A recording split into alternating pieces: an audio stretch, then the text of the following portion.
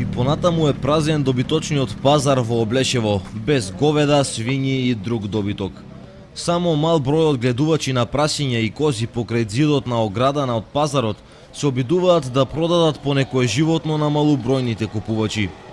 Прометот во последните 4 месеци, откако е на сила забраната, е сведен на минимум.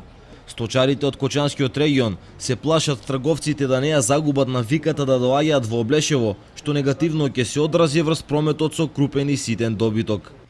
Особено поради фактот дека купопродажбата на крупен добиток во издвоени случаи функционира на црно, односно стоката се купува директно од фарми или штали.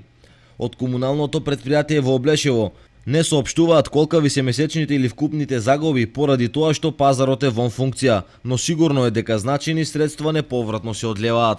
Губе и општината тука, губе и се.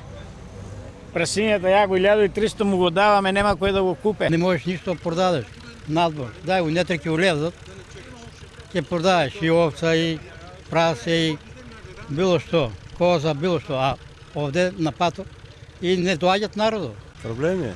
Нема дека да се продава. Донесеме тука по патот да продаваме, по улицата. Ова дека од 1 август, tego те мина 1 август, слушаме дека од 1 септември.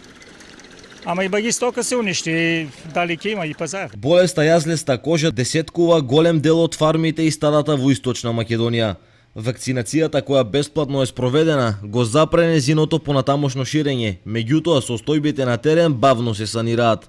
Се уште има болни грла, иако некои во меѓувреме се излечени. Можеби утешителна околност е што на јазлеста кожа кај говедата се жалат и фармерите во Србија, Бугарија и Хрватска, каде преземат заштита од истата.